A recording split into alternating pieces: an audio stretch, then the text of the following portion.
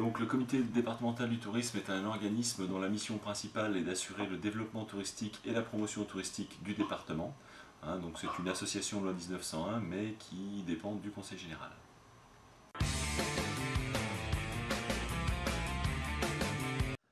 La Loire-Atlantique est le 10e département français pour les nuitées personnelles des Français.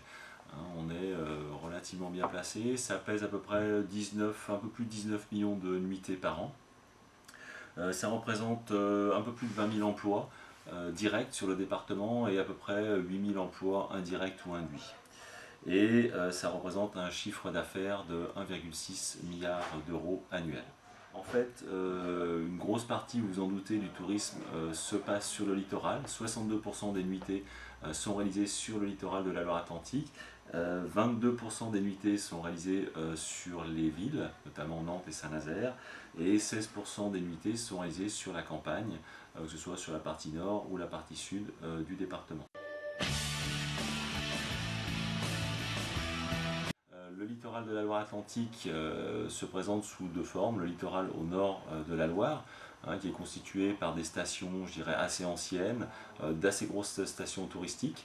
Le littoral sud, quant à lui, est constitué plutôt par des petites stations touristiques, des stations, je dirais, plus, entre guillemets, populaires, si on accepte le cas de Pornic, qui est vraiment une ville touristique.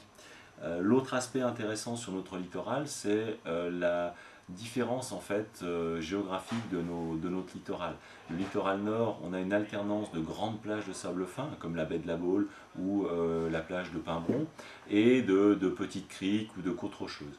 Le littoral sud, lui, on est plutôt sur des petites criques et une côte un peu rocheuse découpée, assez intéressante. L'autre aspect intéressant, aussi bien au sud qu'au nord, on retrouve une production conchilicole, on va dire, assez importante, avec les huîtres en baie de Bourgneuf et plutôt les coques et les moules sur le littoral nord.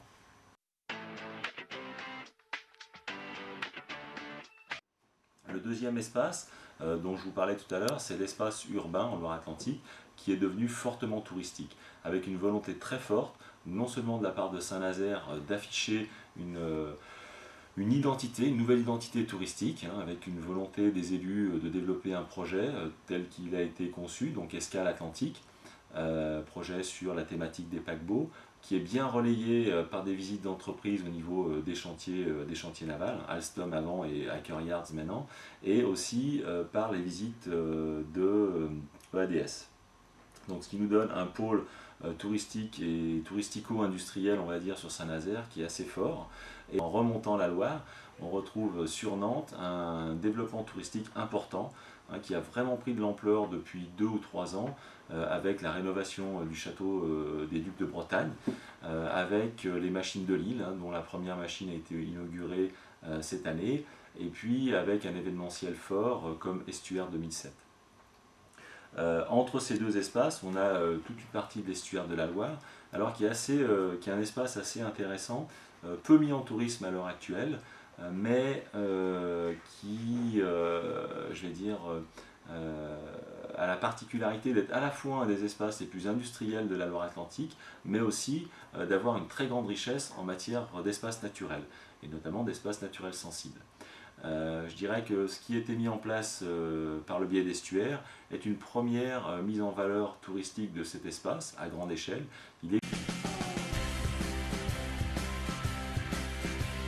Le troisième espace de la Loire-Atlantique, c'est l'espace qu'on peut qualifier d'espace rural, puisqu'il est quand même à dominante agricole, on va dire.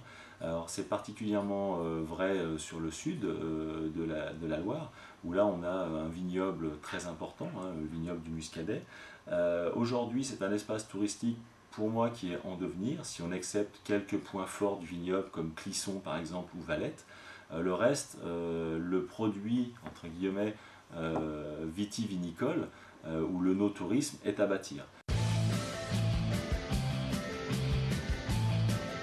Alors dans le futur, les axes de développement qu'on va essayer de travailler, c'est bon, bien entendu faire en sorte que le tourisme sur la Loire-Atlantique soit un tourisme durable, c'est-à-dire qu'il soit respectueux des hommes et de l'environnement.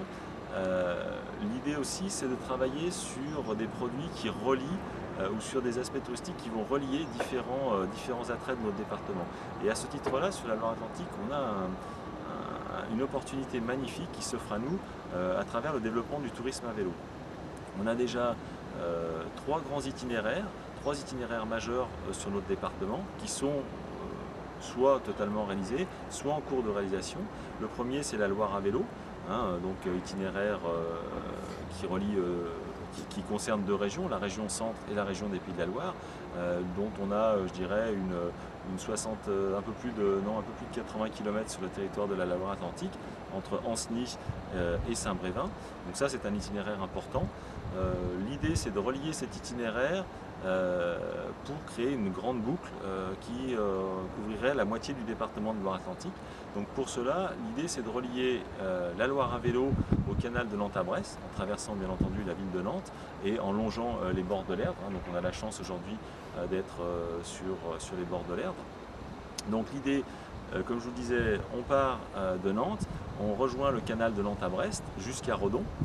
Après ça, par un réseau de petits chemins, on rejoint La Roche-Bernard, puis l'itinéraire Vélocéan. Vélocéan qui est un itinéraire nord-sud qui a été mis en place par le Conseil général et qui relie le Morbihan à la Vendée. Donc comme je vous disais, on rejoint cet itinéraire Vélocéan jusqu'à Saint-Nazaire, on traverse l'estuaire de la Loire et on rentre par la Loire à vélo. Donc ça, je pense que cet itinéraire-là devrait nous amener de la clientèle étrangère et surtout nous permettre de nous positionner comme un département sur lequel on peut faire du tourisme à vélo.